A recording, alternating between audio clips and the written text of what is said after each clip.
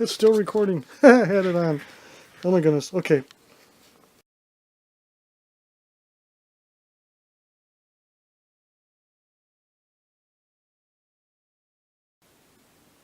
Okay, today marks the first time I've pulled out quite a few new toys here to put on the Jeep layout. You will see the Marx Trains, or new Marx, Milwaukee Road, Chippewa engine and tender.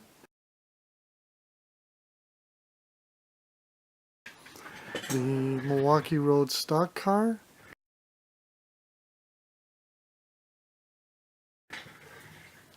Twin tanker car on the Milwaukee Road flat. Milwaukee Road flat with load. And Milwaukee Road caboose.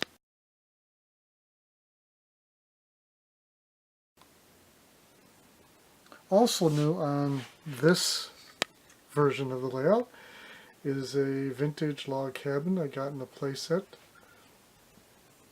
This is a couple months back. Nice little thing. Nice little homey touch.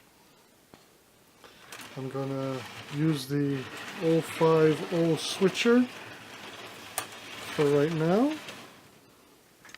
There we go. Sunset Trains and Toys, Milwaukee Road Railroad Station. I've got the Lumar Dinor, also from Marx Trains.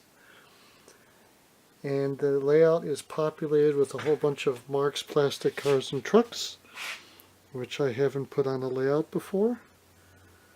Then in the background, I just got some Built-Rite cardboard scenic accessories, which included 3 panels of that mountain scene you see there, and 2 panels of the city backdrop.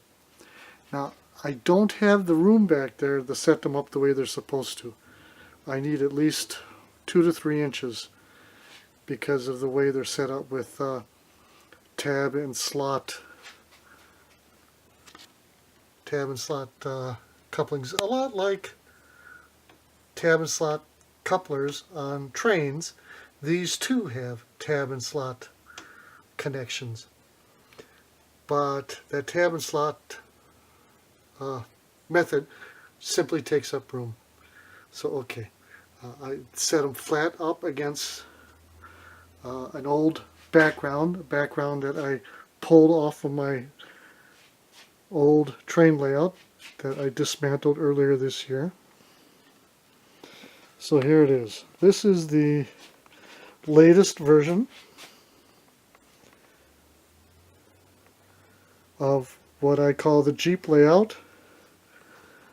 I'm thinking of renaming it. I called it the Jeep layout because at the time I built it, I was building a whole lot of layouts, and that's what helped me remember it. It was the Jeep layout because it was built to fit in the back of a Jeep. Well, I don't go to train shows anymore. Doesn't get put in my Jeep. And so I'm just thinking of renaming this thing. Well, let's see if this thing will pull this train. Right now, there's an engine tender and 4 cars. About 20 minutes ago, there were 6 cars, but the train couldn't pull them. It just didn't have enough oomph. So, okay, let's see what this does. With only 4 cars. The light works. It's a good sign. Okay. Uh-oh.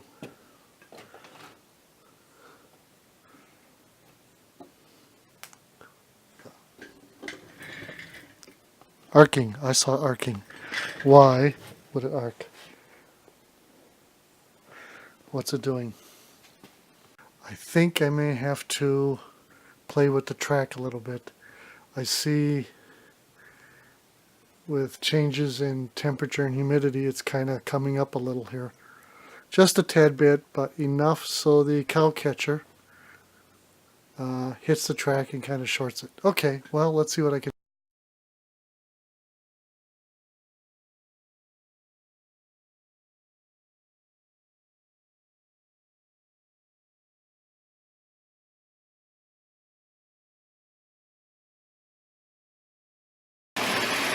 Okay, it took me about 20 minutes of fiddling with the couplers and the track and the engine to get it to make a loop around this layout. It's finally running, doing a nice job. It's an attractive setup here. I love it.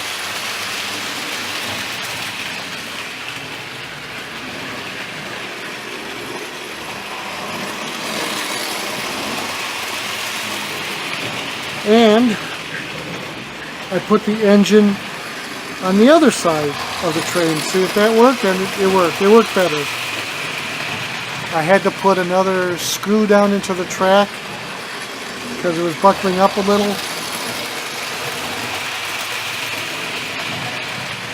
The coupler on the caboose was kind of tight, rubbing it up against the frame.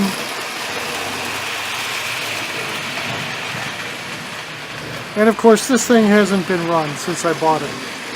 Oh, I don't know. Maybe I ran it once.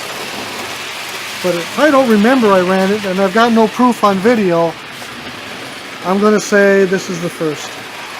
So I tell you what, let's just watch her run.